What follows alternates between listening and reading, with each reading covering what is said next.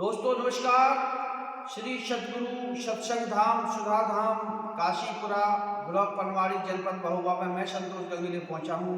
हमारे बीच में एक संत महापुरुष जिन्होंने अपना पूरा जीवन ब्रह्मचारी जीवन के रूप में और स्वामी विवेकानंद की तरह समर्पित करके भगवान के चरणों में समर्पित कर दिया है।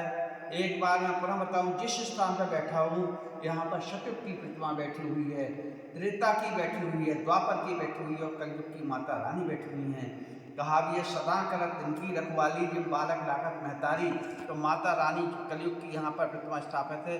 उसी हनुमान जी का मंदिर 1000 वर्ष पुराना यहाँ बताया जाता है। और जो हमारे जो सतगुरु के पीठाधीश्वर श्री राघवदास जी हैं, इनका मैं सबसे पहले वंदन करता हूँ और ईश्वर से प्रार्थना करता हूँ कि इनको सत्संग में सनातन धर्म के लिए जिस प्रकार से बागेश्वर वाला पीठाधीश्वर पूरे धर्म के लिए प्रचार कर रहे हैं, इनके काम करता हूँ। और एक बार पुनः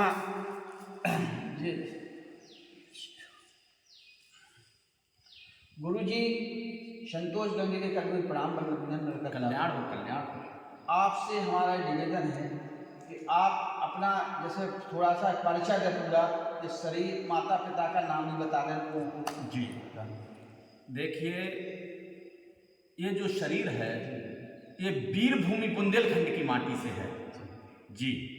और कहा भी गया है, इसमें कोई आश्चर्यजनक वाली बात नहीं है। गंगेली जी आप कर्मयोगी हैं, संतोष गंगेली जी नौगांव से, और काशीपुर में भी आपका रिश्तेदारी पड़ता, आपकी बहू रानी यहीं की हैं। तो आपको बता दें, ये शरीर जो है वीरभूमि बुंदेलखंड की माटी से है। और इस शरीर की माता, क्योंकि मैं जो नाम अपना लिखता हूँ सुधापुत्र श्री राघवदास जी महाराज लिखता हूँ। सुधापुत्र इसलिए लिखता हूँ कि पहले आपने देखा हो, पूछा जाता था आप कौन है, तो कहते थे कौशल्या पुत्र राम, गंगा पुत्र भीष्म, कुंती पुत्र अर्जुन। लेकिन अब तो जो अव्यवस्था फैली हुई है उसको देखते हुए मुझे लगता है गंगेले जी कि अब तो मुझको इस भारत में अन्यायी नर दिखते हैं। माँ दूध पिलाती छाती का बलगत बाकी लिखते हैं। तो माँ का बहुत बड़ा योगदान रहता है।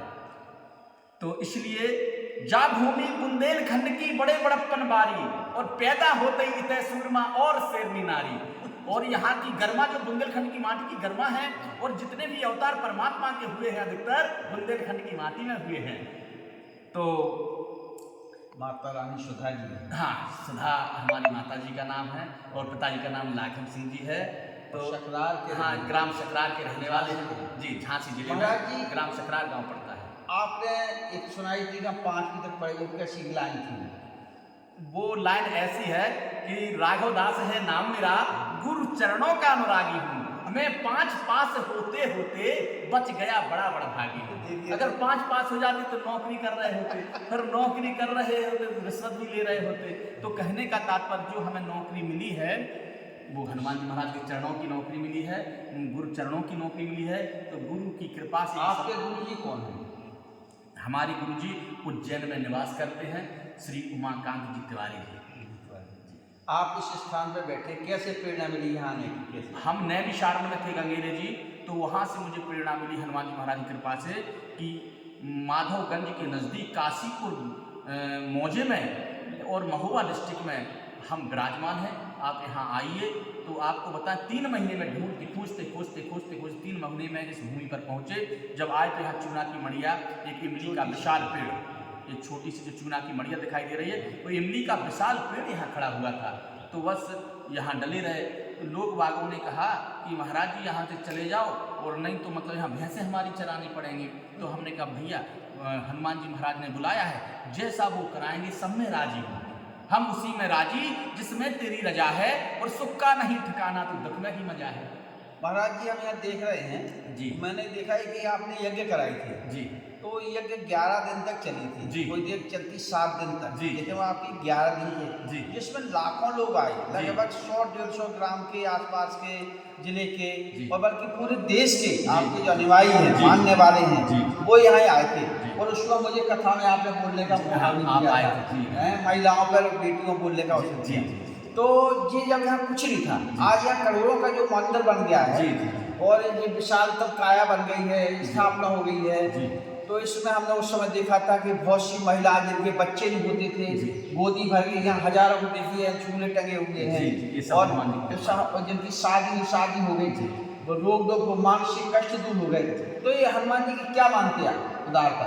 क्या है कि आप हर व्यक्ति आजकल सुख सुविधाएं चाहता है, ठीक है, तो हनुमान जी महाराज हमारे ऑलराउंडर देवता है, क्योंकि ये चौपाई केवल उन्हीं के लिए आती है कि कवन सो काज कठिन जग माही, और जो नहीं होए तात तो पाई। संसार में ऐसा कोई कार्य नहीं है जो हमारे हनुमान जी महाराज ना कर पाते हों। अब सुख सुविधाओं में आदमी चाहता है तो सुख सुविधा सब सुख लहे तुम्हारी सरना, और तुम रक्षक काहू को डरना। बीमारियां इसलिए दूर होती हैं कि राम रसायन तुम्हारे पासा, और सदा रहो रघुपत के दासा। तो ये हनुमान जी महाराज की विशेष कृपा है। जब इतना बड़ा यज्ञ हुआ तो लोग बात कहते हैं महाराज जी आपने चंदा क्यों नहीं उगाया, महाराज जी आपने रसीद कट्टे क्यों नहीं छपवाए, महाराज जी आप किसी के दरवाजे लेने क्यों नहीं गए। तो आपको बता दें परमात्मा समर्थ है। दाता एक राम जी, भिखारी सारी दुनिया, और देवता एक राम जी, पुजारी सारी दुनिया। जब मीडिया वाले आए तो आपको बताएं गंगेली जी, उन लोगों ने तो कहा कि महाराज जी इतना विशाल कार्यक्रम आप करवा रहे हैं, इतना विशाल आपने मंदिर बनवाया है, लेकिन ये बताइए आपकी मतलब ये होगा सब कैसे, जो ये कार्यक्रम रूपरेखा आप चंदा उगाएंगे नहीं, ट्रैक्टर ट्राली किसी के दरवाजे भेजेंगे नहीं, और आप रसीद कट्टा उगाई का काम नहीं करते, आप भागवत कथा भी नहीं करते कि उसका आपके पास आय हो, आपके पास खेती भी नहीं है, आप नौकरी भी नहीं करते, फिर इतना विशाल कार्यक्रम की रूपरेखा कैसे तय करेंगे। तो आपको बताएं गंगेली जी, हमने उनसे केवल एक ही बात कही कि सफर कितना भी मुश्किल हो प्रभु आसान कर देंगे, जो हमसे हो ना पाएगा उसे हनुमान कर देंगे। बोलिए बजरंग बली।